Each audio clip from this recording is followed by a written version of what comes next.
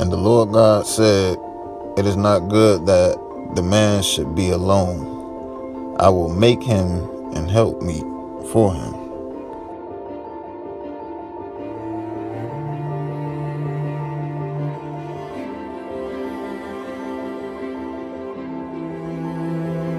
And the Lord God caused a deep sleep to fall upon Adam, and he slept. And he took one of his ribs and closed up the flesh instead thereof. And the rib which the Lord God had taken from man made he a woman, and brought her unto the man. And Adam said, "This is now bone of my bones and flesh of my flesh. She shall be called woman, because she was taken out of man."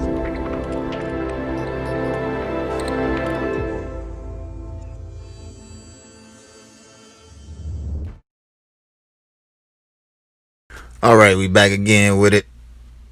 You already know who this is. For those who don't know, Montavious Parrish, once again. Today's topic,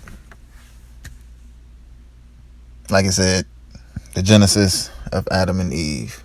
All right, so we're going to be talking about the creation, the beginning of Adam and Eve, and how even today we still share those same connections with Adam and Eve. All right, and we're going to see how we are the image of God, and we must uphold our standards. So let's get to it. You have the materials inside you right now to unlock the story of your deep, distant ancestry. And also mine. Now, as this video goes on, watch how he tells the truth and lies at the same time. This is how the devil works. There's an unbroken line of mothers and mothers' mothers who passed down the DNA in their mitochondria for hundreds of millennia, creating a biological thread that connects you to a single female ancestor, regardless of your gender. And it also means that there's a lineage of fathers and fathers' fathers who passed on their Y chromosome uninterrupted, leading back to a single male ancestor. Now, he just said there is an unbroken line of mothers and fathers that leads all the way back to one man and one woman. Now watch this. Okay, now I know what this might sound like. I'm not talking about the first two people.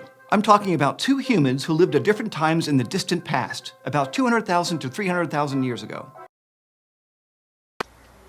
What you talking about, mister? I'm talking about two people who never met. Two people who never met. Two people who never met. but who, because of this odd quirk of genetics, combined with some unique evolutionary circumstances, managed to pass on a very small fraction of their genomes to you, and to me, to all of us. So basically, two people who never met just so happen to pass down their genomes and their genetics and all that, the DNA and all that, down to all of us without meeting. Right. And this is an incredibly powerful tool for studying where we all came from. We're only beginning to understand the legacy of these two people to whom we're all related. It's a legacy that goes back some 10,000 generations. Now that we got that out of the way, let's get right into it. Genesis chapter 2, verse 7. And it reads, "And the Lord God formed man of the dust of the ground, and breathed into his nostrils the breath of life, and man became a living soul." Skip down to verse 21 to 23. And these verses are important because this has a lot of explaining when it comes to creating man, humanity, the heavens and the earth. All right, building blocks of life. But it reads, "And the Lord God caused a deep sleep to fall upon Adam, and he slept. And he took one of his ribs and closed up the flesh instead thereof. And the rib which the Lord God had taken from man made he a woman, and brought her unto the man. And Adam said, This is now bone of my bones, and flesh of my flesh. She shall be called woman, because she was taken out of man." Here's where it's going to get interesting. Okay, now let's take a look at a few things. First, dust of the ground, breath of life, ribs, bones, and flesh. So Adam was formed from the dust of the ground. After being formed, God breathed the breath of life inside of him, and he became a living soul. Right? After that, he gave Adam a helpmeet, woman. Put Adam in a deep sleep, which he was not aware of his surroundings or nothing that was going on. Okay, took one of his ribs and made woman out of it.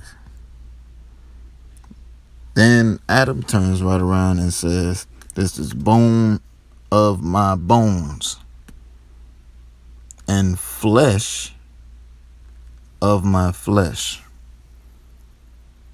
Right? All right, so formed from the dust of the ground, breath of life, rib, bone of bones, and flesh of flesh. Created the first two people on earth. Now let's keep on going.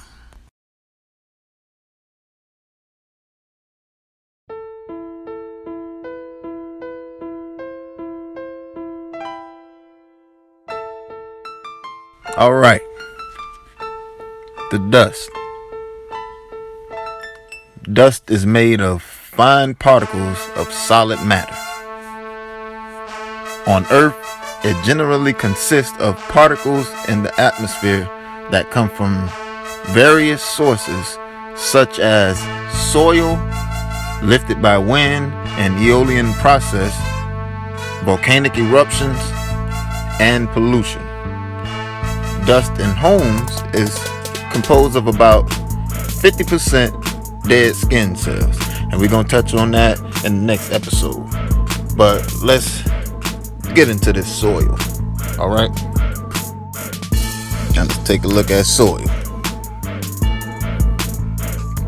Soil is a mixture of organic matter, minerals, gases, liquids, and organisms that together support life.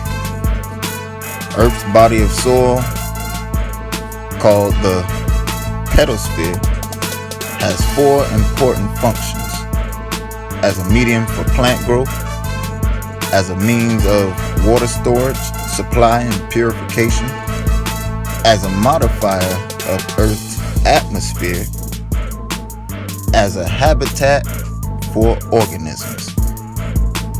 Now let's keep going so we can see how this plays a part in our whole being.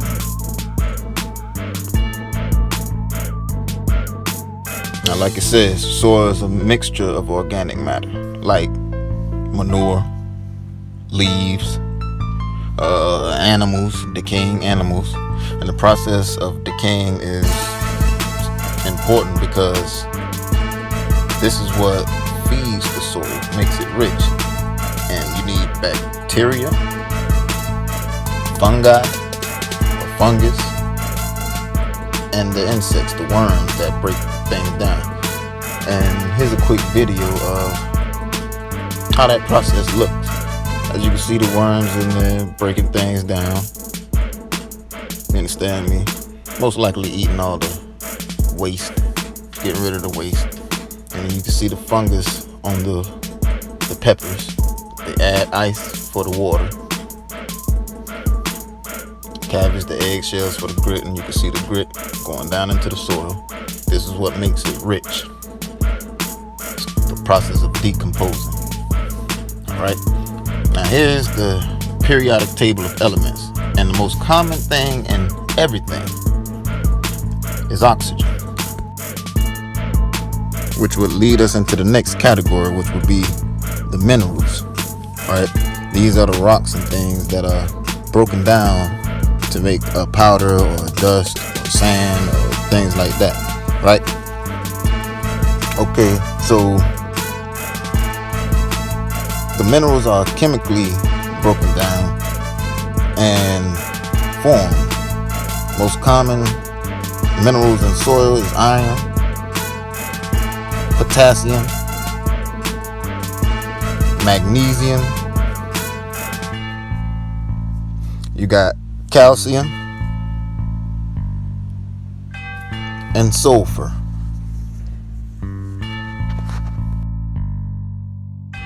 Now back to the table of elements, because these elements, it's amazing how we learned this in school, but we never paid attention to how much it plays a part in our whole being, our creation. Like, let's get into the next thing, which would be the gases.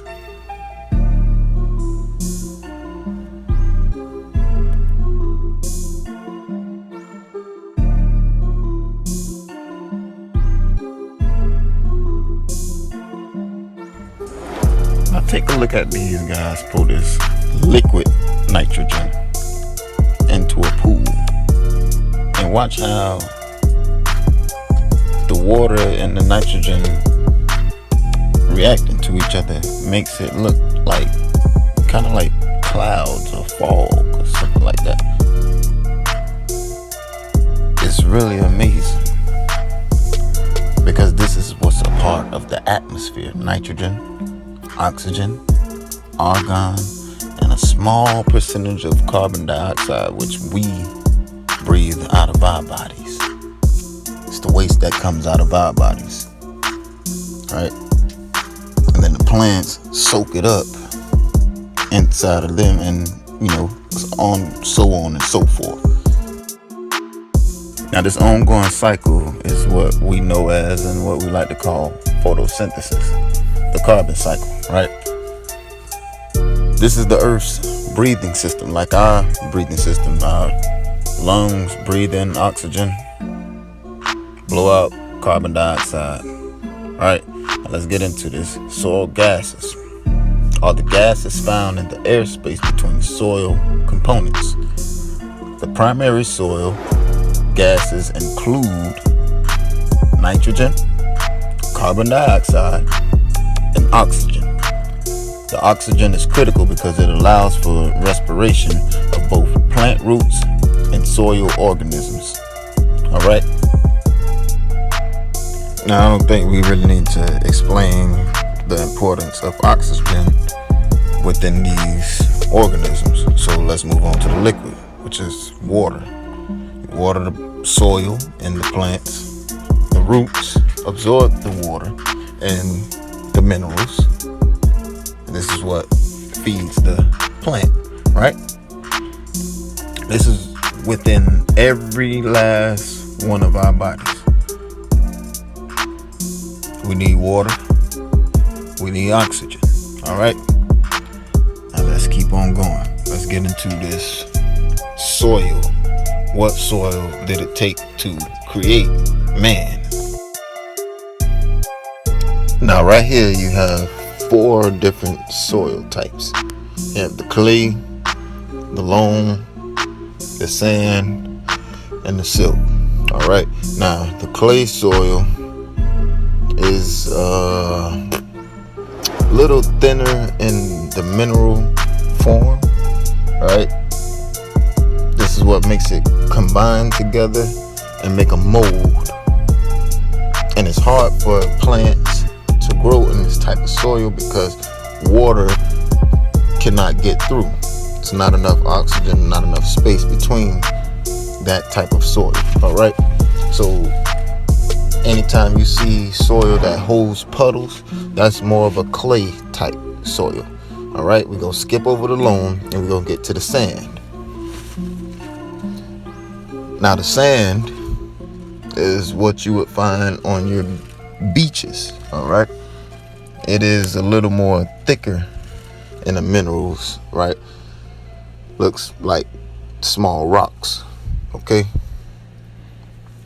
This has more space in between. It has a lot of oxygen in it. So when you wet it, the water goes straight down into the sand. Doesn't even really wet it up that much because it goes straight down and there's so much oxygen in it that it's hard for it to stay wet. So it's hard for plants to grow in this type of soil because the water goes straight down into it instead of being held into one spot where the roots could absorb the water and the oxygen and nutrients and the minerals and all that thing. Now we have the silt. Now silt is almost like the sand, but this is what you find in your front yards and backyards. It's like a powdery, dusty type of feel to it. And